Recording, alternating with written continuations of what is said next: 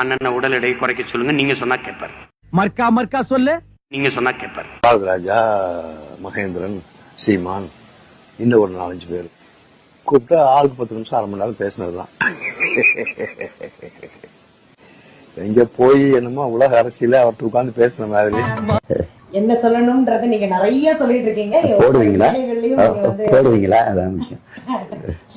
அவரு என்ன பண்ணுவாருன்னா, அவரு காலை நேரங்கள் அல்லது அதுல அவரு நெஞ்சில படுத்தே தூங்குவாரு. என் நெஞ்சில அதை தவற விடுவேன். அது கொஞ்சம் கஷ்டம்தான்.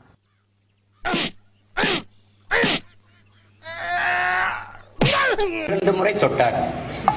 இந்த கூட்டை நன்றாக சாப்பிட்டார், முழுக்க சாப்பிட்டார்.